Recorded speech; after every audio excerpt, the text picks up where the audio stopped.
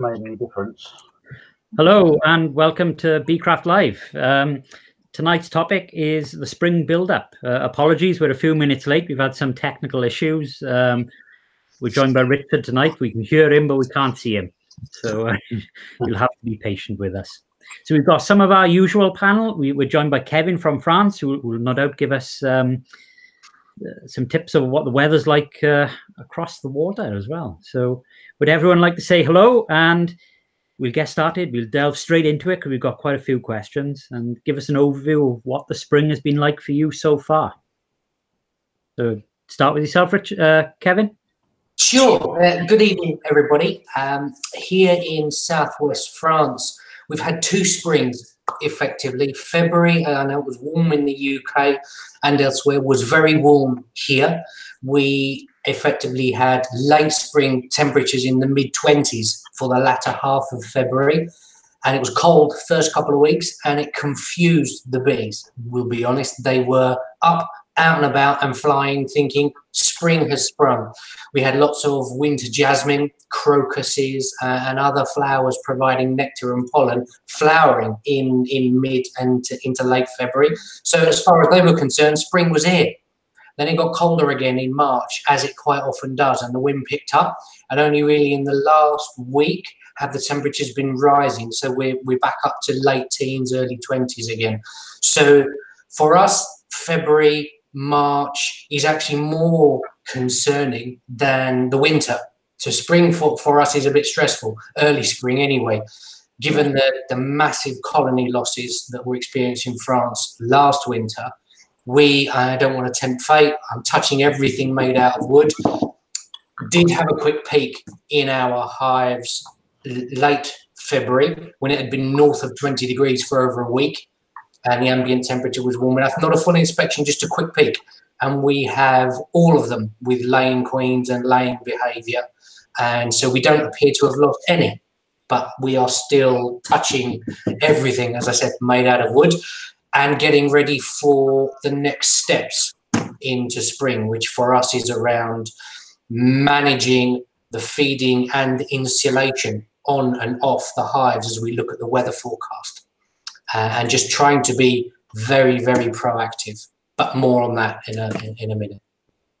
And the weather's been pretty much the same with me in South Wales. It's gone from unseasonably warm, 20 degrees plus, down to, as we said earlier, very cold outside at the moment, and it's been quite a variation. So, how about yourself, Wendy?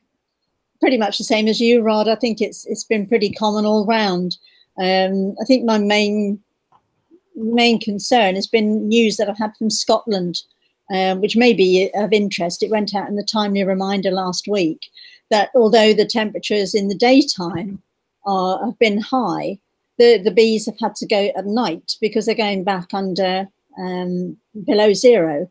The bees are actually having to go back into clusters, and there are really insufficient bees to keep the brood warm.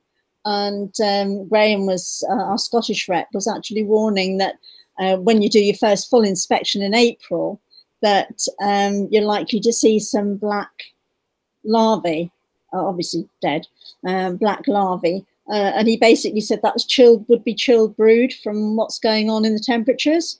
And to expect the fact that they would be there and that the bees would actually clear them out. So that was really for anybody who was not experienced in beekeeping and not experienced in the Scottish weathers and the extremes of temperatures that they get above and below. I just thought I'd mention that because I found that really interesting and something that people needed to be aware of, the black larvae when you do your full inspection. But, our bees have been out and about. I've been feeding some. You can go into an apiary and heft one colony and think, right, they still got a lot of stores, and others they're borderline, and you think, well, just to be on the safe side, I'm putting food in, because there's still not a lot of forage around for them. There's quite a bit of pollen. It's nice to see pollen going in, and I know that there's that the queens are laying in some of the colonies, but yeah. Pretty much the same as everyone, I think. I've noticed that the queens. Well, it's been too cold to do an inspection with me, but looking at the front of the hive, I've never seen so much pollen coming in. I've been quite surprised. Actually, I've got a small nucleus in the back garden, and they seem pretty sort of active, very, very active with the amount of pollen coming back and forth. Lots of hazel and willow. Yeah, I think so. Yeah. And just the sheer quantity, I've never seen so much. So yeah. How about yourself, Richard? I know we can't see you, but we can hear you. So. Yeah, I wouldn't say that I have anything particular to add to that. Our conditions here, I'm in Wiltshire, have been pretty similar. We had those couple of weeks which were fantastic, and then since then it's been pretty chilly. The bees today were very busy. A lot of the very important pollen has been out over the last couple of weeks, and I don't feel they've had a chance to take advantage of it. You were mentioning willow there, the goat willow in particular, which I always rely on, is almost over now, and I don't feel they've had the best of it, which is a shame. But they're building up very well, I have to say. They're using the water a lot. They're obviously getting through their stores rather than perhaps foraging as much as I'd like. They're really getting through the stores. There's a lot of cappings on the underneath the hives, and I have water near all the colonies, and when they can, they're out, and they're really, really using the water. So it's worth making sure that if you don't have any, that there's water near your hives, and that it can be somewhere that it warms up. If there's any sun, that's the place to put your water. Lovely, thank you. Just to add to that, if I may, we have water near our colonies too, but where it's been warmest is where we keep our tortoise, and she's basically fighting dozens and dozens of bees right now to get to her own drinking water. Just because it's warmer. You're right, Richard. It's out in the sun for longer. I'm glad you said that, because we've got a tortoise in the garage in some straw. I better go and check her. I'd forgotten all about her. Oh. That ties in quite nicely, actually, to a question we've been asked. I'll open it up to everyone, because everyone has different views on this. Is it too early to put a liquid feed on the bees? I would say, no, not now. I think now is fine. I've been feeding mine now for about 2 weeks on syrup. Is that like sort of a stimulant feed? Is it get the queen? Yeah, that's right. Yeah, the colonies which I think are going to be particularly strong or have potential, then I'm feeding those a very light syrup with the idea that they'll take advantage of the rate. Yeah. I started probably 4 weeks ago, I think, just a small honey jar of feed to try and build them up for the oilseed rape. How about yourself, Wendy, Richard, Kevin? Well, I've still got some fondant on when I'm going to anywhere that needs it. But actually, I was really surprised. We've been out and about. We went down to Dorset over the weekend, and I saw a field with quite a few, dotted bits of yellow around. When I came home to North Devon, the oilseed rape fields are pretty much there. Well, there's a lot out. It's not quite dense yet, but it's not going to be long. It's going to be about a week or so before the fields are actually solid yellow. Yeah. Yeah, I was in Essex at the weekend, which is more northerly than here, and like you said, Wendy, they were dotted with yellow. And it made me panic a bit. And I came back here and had a quick look at the fields around my bees. They're not showing any yet. Maybe it's a bit cooler on the hillside there, I think, but it comes very quickly. Yes. I mean, a timely reminder this week which is actually going out about now, is literally it's about oilseed rape and needing to be prepared, because actually it's really early this year, or certainly here. Yeah. If you think back to last year, at this time we were buried beneath a meter of snow across the country. And yes, we were. France was pretty much the same, was it? It was bitterly cold in March last year. Yeah. In fact, I was looking at my photos today, and I came across some I took more or less this time last year in a field of oilseed rape, and I took a photograph of my welly, and it was just about up to my ankle. That's this time last year. Yeah. Really? So I would say we're 3 or 4 weeks at least forward this year. Yeah, we because of that fourth spring and then the dip, which 10 years ago apparently in this part of France was unusual, but change is now the new norm. So it seems that warm Februaries, cold, windy March, i.e. very, very poor flying conditions, are the new norm, and then April tends to even out. So we have had feed on our bees since the sun disappeared in the first week, or liquid feed, sorry, since the first week of March, because they built up such numbers and started laying so heavily and forage so heavily in February that we were end up with hives full of bees that couldn't fly. Yeah. And we did not want to lose the brood again and stunt their growth, which was one of the contributing factors to last year's colony losses. So that's why we put liquid feed on them. Lovely. Has anybody got any supers on yet? I was going to tie into a question, actually. Somebody has mentioned they just put their first super on today, and they're from the East Midlands. Yeah. And the hive is bursting with bees. So, has anybody else supered up yet? Yeah, I went out and did some today, just because they are absolutely bursting, and I think they're probably about a week away from when they start going on the rate, and it'll give them a chance to get that wax ready and freshen up. And apart from anything, just give them some space. Like Kevin said, some of the colonies are absolutely bursting at the seams, and you've got to go somewhere. Right. Well, we've got quite a range of questions now, so this is going to test everyone's knowledge, because there's questions on all subjects now. So, right, start with an easy one. It's from Wendy Frost, and she's asked us. She's placing fondant at the moment, and should she place it directly onto the top bars or on top of the crown board? Would anyone like to go with that one? Okay, I always put it over the crown board, just because it's easier. And I think I may have said in the last BeeCraft Live that I put it in those plastic takeaway pots, so a small amount, and I tease it down so you've got a little stalactite of it, and it goes down through the feed hole, and they will normally find it that way and go up to it. If your colony was weaker, then I would take the crown board off, see where the cluster is, and put it directly on top of the cluster. Anybody else? Does everyone else have a different approach to it? We do exactly the same. And to add to a reason for doing it is it's typically colder when you've got solid feed on.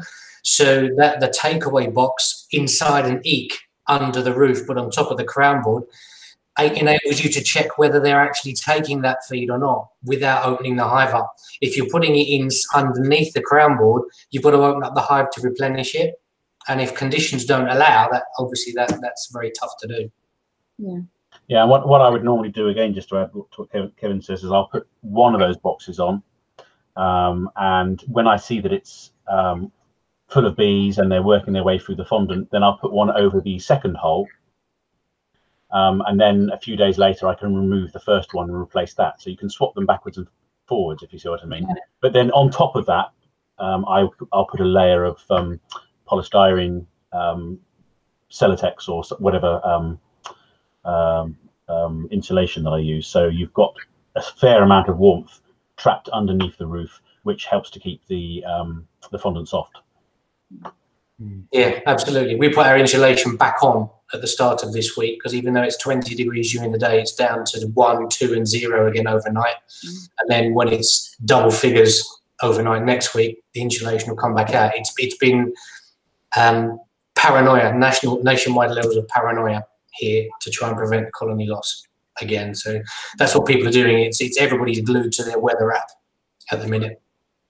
And have you kept the inspection trays on underneath as well? Yes. Right. I found that the trouble with fondant, when you place it beneath the crown board, if the bees don't take it down, it dries out. It forms a glue, basically, and it does make a tremendous mess in the colony when you come to do your first inspection. Yeah, we did know of someone who ended up with a whole bunch of ants inside a hive as well as a result of that. Yeah, it can sort of sometimes seep down between the frames. I've found that I buy the Baker's fondant. It's much cheaper, but it is softer, and it is more prone to sort of leaking and seeping and weeping down between the frames. So I think if I was putting it on the frames, I usually buy a few bags of the proper stuff. I will use that. It's stiffer. It doesn't really melt quite so much when it's warm and make a horrible mess. Well, still on the topic of feeding, it's a question from Matt Napper, and he's been feeding fondant and some pollen substitute since mid-December. He's worried that this might cause early swarming in the bees, and is feeding likely to contribute to this swarming instinct. How can he gauge that, and should he stop now? Yourself, Richard? Well, I would say you shouldn't stop. The thing about feeding at this time of year is once you've started, you really do have to keep it up, because you're stimulating the queen to lay more eggs. And if you suddenly cut off that food source, we're going to get to that situation Wendy was describing just now, where you have brood dying. So you do need to keep it up. But I depending on what stores I think the colony has, I wouldn't have been feeding pollen supplements and fondant probably as early as December. But you have to make that judgment yourself, depending on what you think the colony is doing. But I probably wouldn't have fed pollen supplements. I would put pollen supplements on now, this time of year, if I thought they weren't getting out or there wasn't enough pollen in the area. How about yourself, Kevin? There's a couple of questions there. One was about the feeding, then one was about the connection, the relationship with the swarming instinct. Yeah. And if we think that there is a link on the grounds that if we've got a strong colony, then that's going to expedite the swarming instinct. And if you're feeding them well at a time of the year when they would normally be weaker, then potentially, you're not encouraging them to swarm, but you are making them stronger, which might expedite a process they're going through naturally anyway. I tend to agree with Richard though.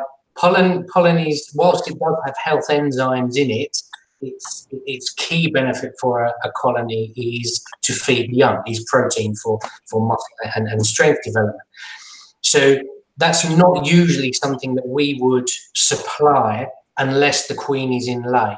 And during the winter, I can't speak for other areas, we actually want our queens to stop laying, because we don't want the unreliable weather of spring to leave us in a situation where we've got far too many mouths to feed that the bees can go out and forage to satisfy the need for. And that in itself can actually expedite swarming behaviour as well.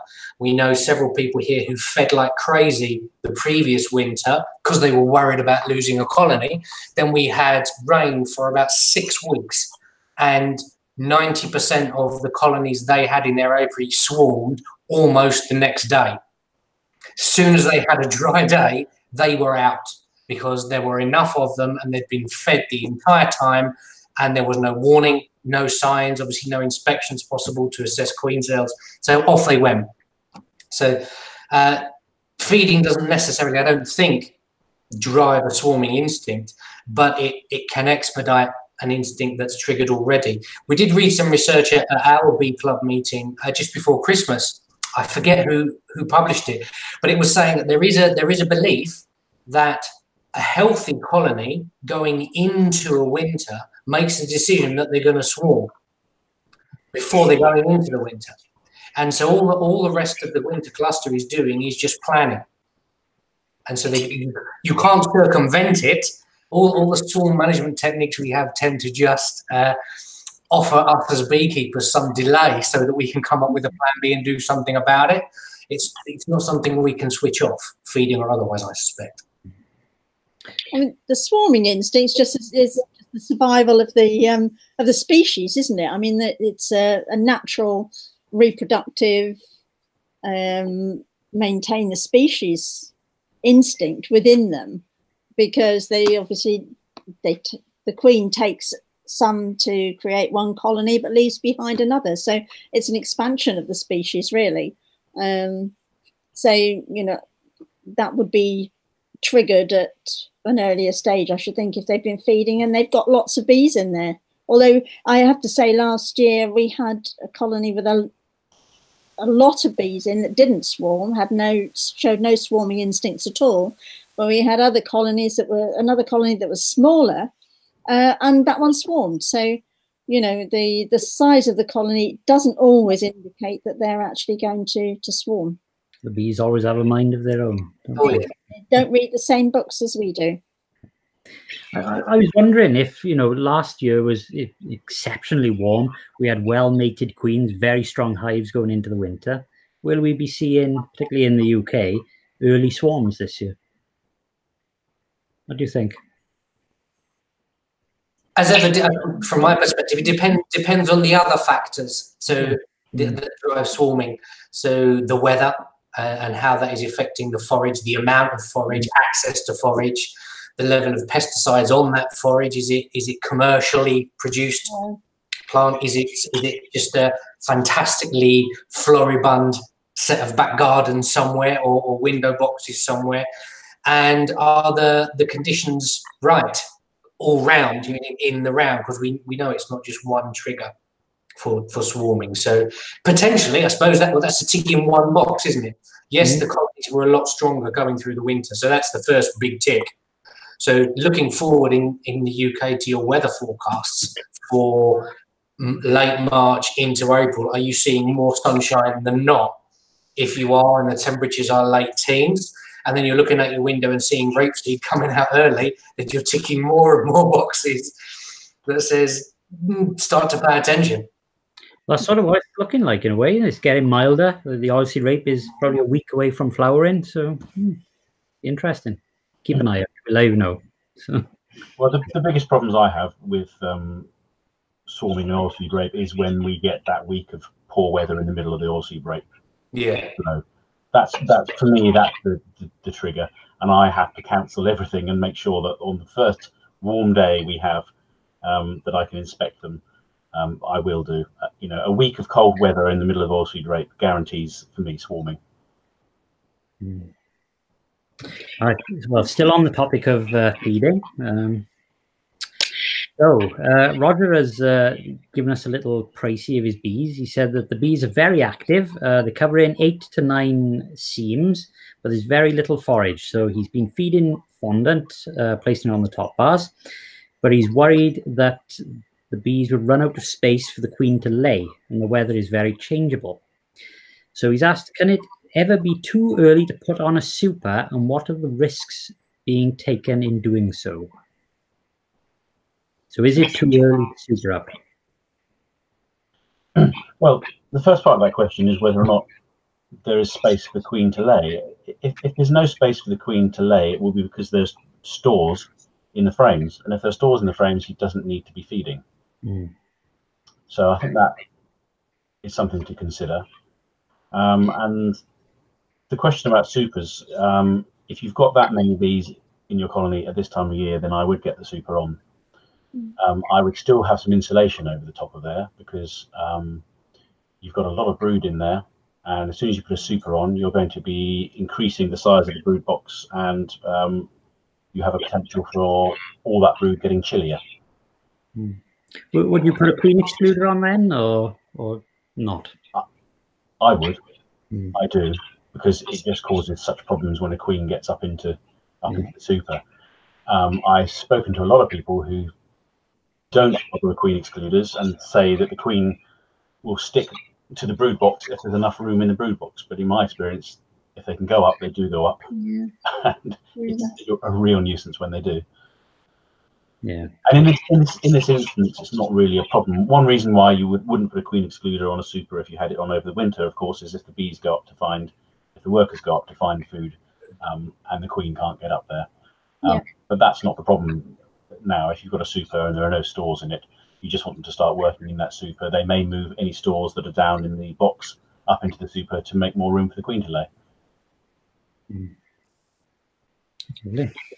Anyone else have any thoughts? No. We've got another question from Mark Riches. He's asked, when is the best time to carry out a shook swarm? And how would you treat for varroa at the same time? No.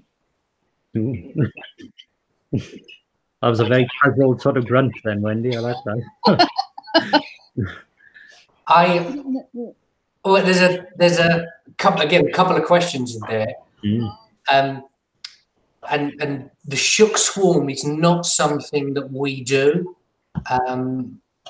we tend to find managing the process from the point at which you're identifying queen cells and then managing splits, more practice now, an A-B split or a Cushman split, because it's just a little bit more controlled, and you're moving frames around between boxes and you're letting bees choose their own colony to go back to, depending on the brood and the queen that they're attracted to. So excuse me, sir. How about yourself, Richard? Do you have any thoughts on well, swarms at this time of year? Is that something you actively do? Or? I do use shook swarms. I wouldn't do it as early as this. You've got to remember that it depends on why you're doing it. Some people now seem to do it as a matter of course, as a way of changing the comb, so you get a nice new comb, and as a varroa prevention technique to create a broodless period. But I wouldn't do it personally. It depends on the weather, of course, but I wouldn't do it until the weather is constantly warm and there's a good flow on. So talking about probably around about May, I would do it. And even then, you probably need to feed quite heavily to make sure there's plenty of food going in there to help them build the wax. Absolutely. And sorry, I got interrupted. Sorry, with some business. The second part of the question was about how do you look after varroa, which Richard has just touched on. There were some interesting updates coming from the guys that invented the bee gym last week before last. They sent out an email, and for those people that don't know, bee gym is a small plastic square with various filaments and flippers, all made from plastic, that enable the bees to groom themselves. And they're developed. Just go online and look for bee gym, as in short for gymnasium, and you'll find them. It's made by Vita. You'll find it on the Vita website. Yeah, they're produced by Vita Europe and sold in all sorts of outlets. The update is that if you're managing new colonies, it's sometimes quite useful, and they've got 2 years worth of research to back this up, to put one of these bee gyms on the top of the frames in the brood box, instead of, typically they will go just inside the entrance underneath the frames in the brood box. And there's no pretension to understanding why, but what has been observed over at least 2 swarm cycles is that the bees in their new box, or disrupted bees, if you want to think of them like that, are crawling around all over the frames in a brood box, far more than they would normally, and are grooming themselves far more aggressively against the bee gyms when they're placed directly above the brood on the tops of those frames. So that might be something worth considering. And the other thing we've done as well is, actually, it depends on the source of the bees originally. And if we know they're ours, then we won't necessarily need to treat again. But if we've inherited them from elsewhere and we're not quite so certain of the provenance, then we would do perhaps half an Apiguard foil treatment on the top of the frame. So that's just 14 days worth instead of 2 lots of 14 days and a full brood cycle. So, sorry, Wendy. It's not relevant necessarily for this time of year, but I know that the bee farmers in Scotland, or one of them anyway, when the bees come back from the heather, that's the time when they do a shook swarm, feed, and obviously then feed very strongly, so that the bees actually build up the fresh comb, and that's A, how they change the comb over, and B, it must also act as a varroa treatment. But not that the bee farmer does this, but I mean, that's when you've got no brood at all in the colony, surely that's a pretty good time to use some oxalic treatment if you're into that, because there are no varroa. Actually, the only varroa that's in there are on the bees, so it's an ideal opportunity to do that. I have never heard that better. That ties in perfectly to a question that does, which Paul Morehouse has asked. He said, "Can oxalic acid sublimation be used after a shook swarm?" The short answer to that is yes. Yeah. Richard's favourite topic as well. So.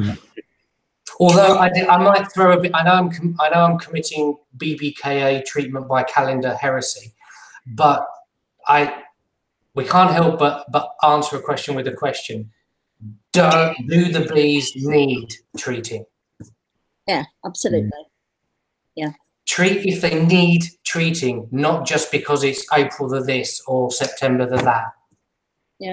Yeah, good point, Kevin, actually. And it doesn't necessarily follow that every colony within an apiary actually requires it. You may have some that do and others that don't. So you've got to be guided by what's actually going on within your own colony. That's just our approach. We choose a philosophy that intervenes when intervention is required, and not otherwise. Yeah, I would totally agree with that. Is there any risk of sort of absconding with a shock swarm, especially when you use sort of oxalic acid sublimation? Just out of curiosity. I would not use the oxalic acid immediately. Once you've done a shook swarm, you aren't going to have any sealed brood in there, of course, for quite some time. So I would upset them as little as possible. So I wouldn't do an oxalic acid sublimation for at least 10 days, I think, after doing a shook swarm. But I would, once the queen is in the new in the brood box with the new frames and what have you, I would put make sure the queen excluder is on underneath the frames so that they don't abscond until she starts laying. So as part of the shook swarm technique, you pop a queen excluder underneath the brood box. Yeah. Well, we've got another question from Ray Hanna. Last October, joined 2 colonies together using newspaper, so uniting the 2 colonies. On a sunny day, there are plenty of bees flying and plenty of stores. My question is, when or if I do separate the 2 brood boxes, and what do I need to do to the next one, as it'll have no queen? So once she's separated the brood boxes, what do you do with the brood box with no queen? Anyone like to go? Kevin, do you want to try? Okay, once you obviously they've come through, so they've come through the winter, and they've come through the winter. They've been united. They've come through the winter. I think it's a case of just separating those 2 brood boxes. Okay. Well, if it's not warm enough to do a hive inspection, I wouldn't personally be lifting brood boxes out and pulling frames out, because you need to know that there's only one healthy queen still in there, and you obviously would need to know where the queen is, and you can use the excluders to move around in bits and pieces, but that's manipulation that's required that is required to do in the open air. So I wouldn't be doing it while it's too cold to do an inspection. And then there are all sorts of techniques that you can do, and some of it is like the Bailey frame change technique in terms of moving cleaner frames in and out. So why not spring clean at the same time? Just as a suggestion, if you're reducing down, then reduce down to the best quality comb in the better quality brood box to give your remaining queen the best chance of a healthy spring and into the summer. How about yourself, Richard or Wendy? Do you have any thoughts? Sort of thing you'd look out for maybe when you do separate those brood boxes? Yeah, I mean, it's not something I would do, because I operate 14 by 12, so it's rare for me to have 2 brood boxes. Or if I do unite two boxes, I would do it late in the summer probably, and I would sort them all out as soon as I know it's been successful. So I would send them all into winter on 1 brood box. I'd certainly agree with Kevin that it's too early to start taking frames out and shaking them here, there, and everywhere. But when you do, it's a good opportunity to select what are your best combs. So one way to do that would be to separate the 2 boxes and then quickly go through each frame, find the one with the queen on, and put it to one side, ideally in a nuke or what have you, and then go through all the frames and sort out the best brood frames and the best food frames and make sure that they're all in one box before reintroducing the queen on her frame, and then take the other ones away. If you've got some leftover brood frames, it might be an opportunity then to start another colony, either because you can use them to draw some emergency queen cells, or you could introduce a new queen to that colony. Yeah. Certainly with 14 by 12 hives, they're very hefty, let's say, when they're double brooded. So. Oh yes. Yeah. A 14 by 12 full of frames and a lot of food is quite a heavy thing. Lovely. So another question: what diseases should you look out for at this time of year? So assuming that's relating to, there's less bees than usual during the summer. So what diseases would you be keeping an eye out, and what sort of symptoms would you be on the lookout for? Anyone have any thoughts? It's not a disease as such, but chalk brood something that I'd look out for. Having said that, I haven't had any chalk brood for a long time. But if the colony's been quite small and the bees have been stressed, then you could have an element of chalk brood there. I would say you look out for anything at any time that looks the slightest bit wrong. And you can pick up something like EFB. You can pick that up at a really, really early stage. I'm not saying necessarily this early, because I don't know. I don't know how early you would spot that, but by looking at the larvae at a very early stage, you can tell if the larvae doesn't look right, then there's a possibility. And we did actually have EFB several years ago, probably about 6 years ago now. It's devastating, but we spotted it really, really early, and we actually cut out a piece of comb, and we were so concerned we cut out a piece of comb, put it in a bag, and I don't know whether it was the right thing to do, but we sealed the bag and we took it to our bee inspector, who confirmed exactly what it was. But we spotted a very, very early stage, and the earlier you can spot it, then the better off you are. But you just really do need to keep an eye on what's going on in your colonies all the time, completely throughout the year, because the earlier you spot a problem, the easier it is to deal with. Not that foul broods are easy to deal with, they're not. But I would say that EFB is easier to spot at this time of year when you do your first inspections, which is still a little bit early to do a thorough inspection, because there are fewer bees in there. That's when you're more likely to spot EFB, and there aren't so many bees in there to remove. That's true, yeah. To remove the infected larvae. So it's something that you're more likely to see at this time of year. Once the colonies get really populous, it's not usually quite so easy to spot. The other thing, of course, is nosema, which is a classic springtime problem. It's not always something necessarily that you'll spot, but you will notice if you've got several colonies that whilst the others are building up, one colony, one or two colonies may not be building up.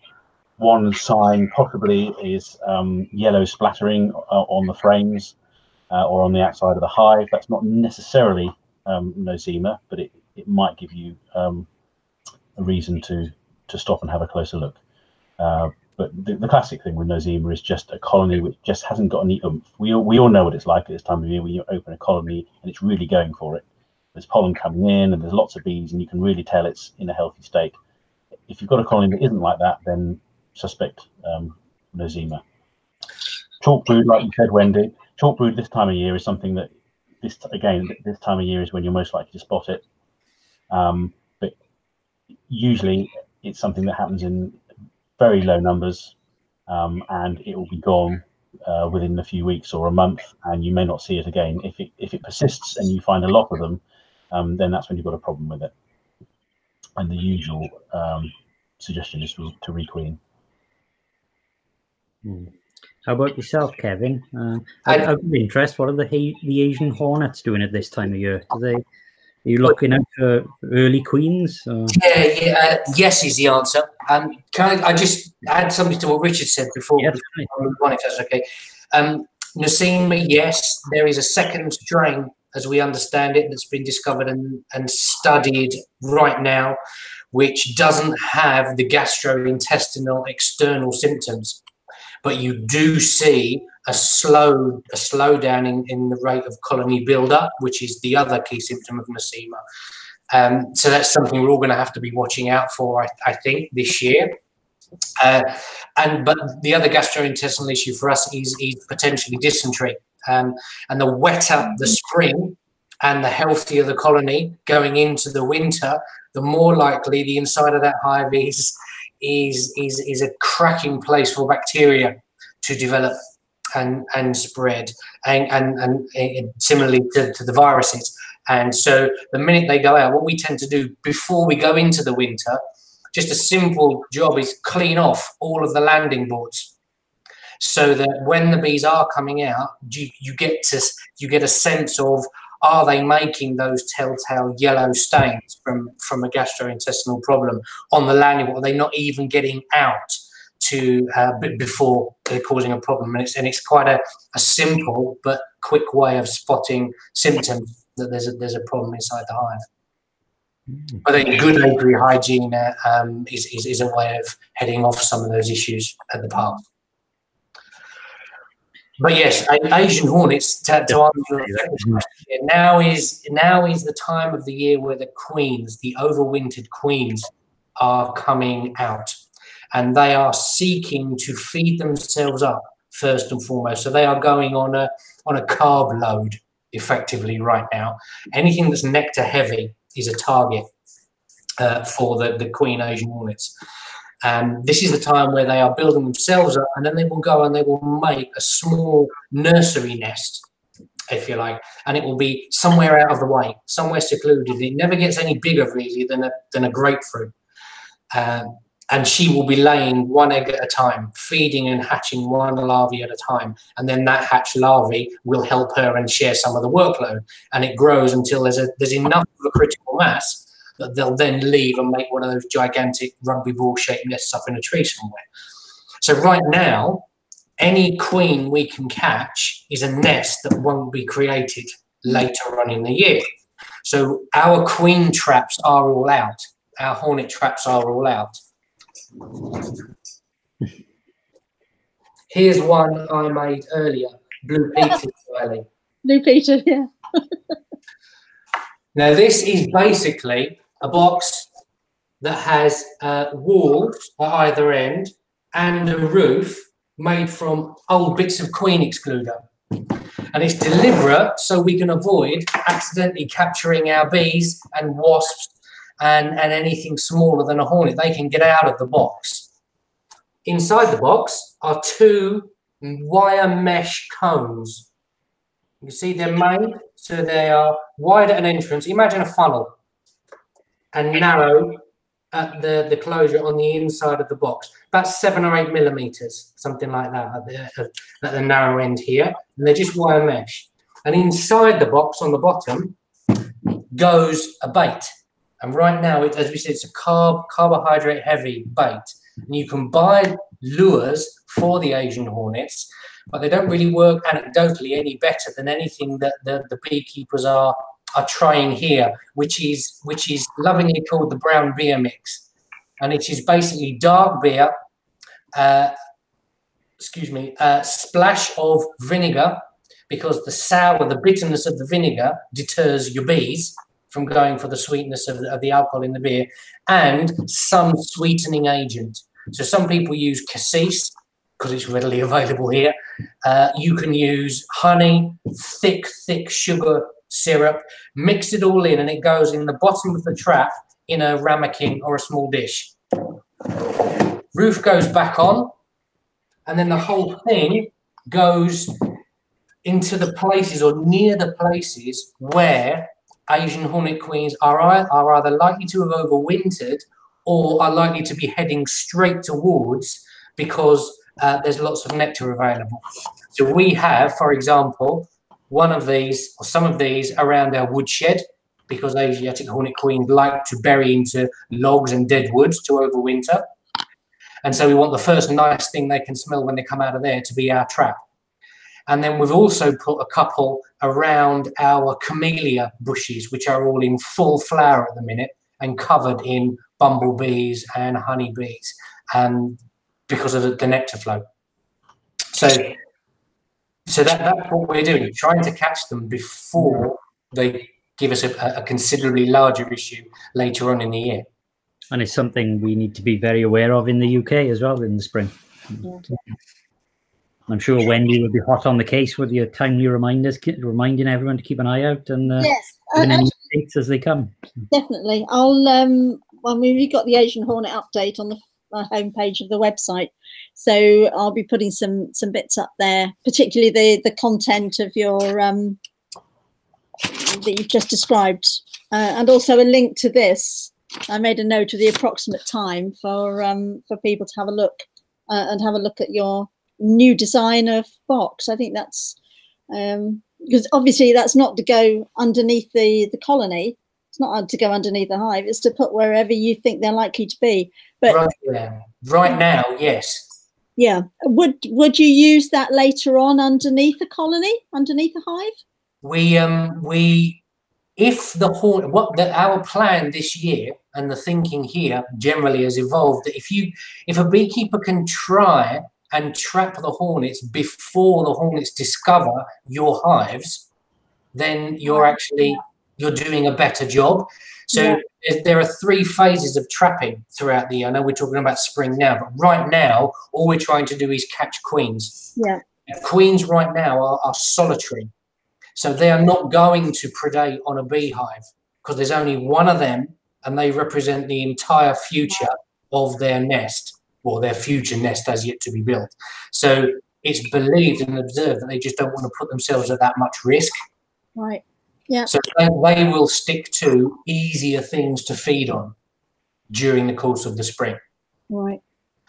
And so right now it's about keeping these traps in the places either where the queens are emerging or where they're going to be feeding. Later on in the summer, so mid to late June into July, we will, and particularly if the drones and the worker hornets have discovered where your hives are, then these traps get filled with a fish-based protein lure. Right. And they don't go under the hives, but we put them either in between or at the kind of entrance ways to our apiaries, the flight paths. Again, trying to give the hornets something tastier than our bees before they get to them. Sort of to draw them away from the colonies, I suppose. Basically, yeah. But so what we're going to do, even later on in the summer, we'll be putting the protein-based lures and traps, because at that point they need protein to raise young, but it's too early for that yet. We'll be putting them all around the perimeter of our property and trying to give those hornets somewhere else to go rather than predate on the bees. Lovely. Thank you very much. Thank you for that. The end of our questions for this evening. So I thought we'd ask the panel one by one. What are your top tips for the spring? See Wendy's face; she looks horrified there. Go on then, Wendy. You go first. Yeah, thank you very much. My top tips for the spring. Actually, I suppose it's to be prepared well in advance. And I've been saying this in the timely reminders right the way through that, make sure you've got all the equipment and it's all in good order. You don't want to suddenly find that, excuse me, that you've got a hole in your queen excluder when you really need to keep the queen in a particular box. To get all your bits and pieces together, your pack that you take into the apiary. Make sure you've got your small container of tea tree oil. If you do get for stings, if you do get stung, your EpiPen. If anyone is allergic, make sure you've got your EpiPen actually on you. It's no damn good taking it and leaving it in your car. So it's really being prepared, realizing that things happen before you expect them to generally. It's like needing supers probably in the next couple of weeks, potentially, for anyone in the oilseed rape areas. So it's just think about things beforehand and just be really prepared. It just makes life so much easier, and it's so much more fun if you've got all these things to hand rather than go to your apiary and think, oh, I need to go back and get X, Y, or Z. That's what I've been doing for the last 2 weekends, is running around.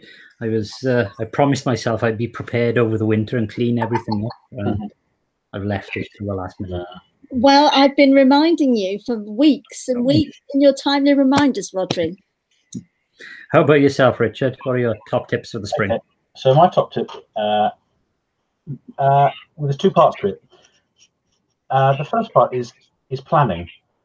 Decide what it is you want to get out of this season. Do you want to increase your number of colonies? Do you want to raise some queens? Whatever it is, make sure you know what it is you want. And also have an idea of how many colonies you want to have going into winter. Because you know what bees are like. They'll swarm, or you'll split them, or whatever happens, and you can end up with all sorts of colonies and odds and ends that you don't really want. So have a plan as to how many you want to take into winter with you, and aim to get to that point in the autumn. Another thing is, a part of the planning process is decide how you're going to deal with swarms. Really, in the next week or two, you need to think about, what's my approach to swarming, to swarm control, what's my technique, and think about it in advance. Make a list of the bits of equipment you need for whatever technique you're using. Make sure you've got enough spare bits and pieces. And so when it happens, which it probably will, you're ready to go with your chosen technique. How about yourself, Kevin? For us, the swarm planning thing, to reiterate what Richard just said, is key, and we have a plan for that exact reason.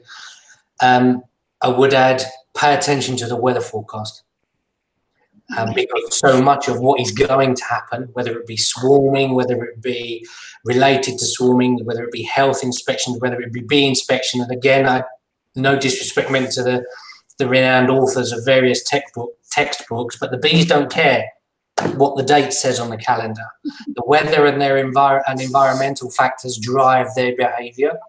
So much so here, at least, that we have our mentor here locally will not open his hives, generally, unless there's an emergency, before the spring equinox, because he firmly believes, after decades of beekeeping, that the bees know when there's more daylight than not, that somehow over millions of years that's kicked in a trigger behaviour for them.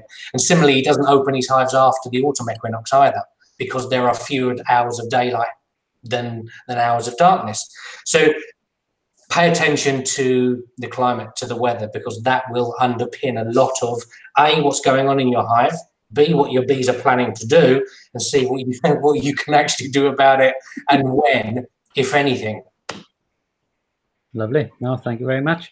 Well, thank you very much. Thank you very much, everyone, for joining us. I hope you have a good next 2 weeks, and the weather warms up and the bees develop nicely. And I hope you can join us on the 24th of April, which is our next BeeCraft Live event. Do you want to say anything, Wendy? Because I know you've got a few events coming up. Haven't you? It's the Welsh Beekeepers Convention on the 30th of March. Yes, there's that going on. And what is it? The weekend, sort of 12th, 13th, 14th of April is a BBKA convention. We'll be there. We've also will be offering the 3rd edition of Honeybee, Around and About by Celia Davis, and Celia will be there for half an hour in the afternoon to do some book signings for us. We've got lots of specials going on throughout the year as it's our centenary. So if you're not already a subscriber, then please subscribe, because there's lots of things, lots of gifts, special offers and competitions that are running throughout the year. And it's a bit of a fun time. It's hard work for us, but it should be a fun time for our subscribers. So, you know, just join us and celebrate. I think that's probably it about the... Oh, we've got there's a Northern Convention on as well this weekend on Saturday. If you Google that, you can find out more information about that. But it's I think that one's Newcastle on Tyne. Lovely. Okay, so, you know, get along to them. And I suppose if you do come to the convention, have a look at the textile apiary as well. That's yes, yeah. Our centenary textile apiary. Yeah, it'll be in Wales for the Welsh Convention and the BBKA convention. It's going to the Kent County Show. It's going to the Surrey County Show. And it'll be at the National Honey Show. And later on this year, the Wax Chandlers have actually asked to have it for a couple of events that they've got going on. So yes, it's creating a lot of interest. Somebody wanted to buy it actually at B Tradex, but it's not available for sale. Certainly not this year anyway, but next year we'll have to wait and see what goes on. Lovely. Well, thank you very much, everyone, and we'll see you next month. So bye from me. Bye, Rob. Bye.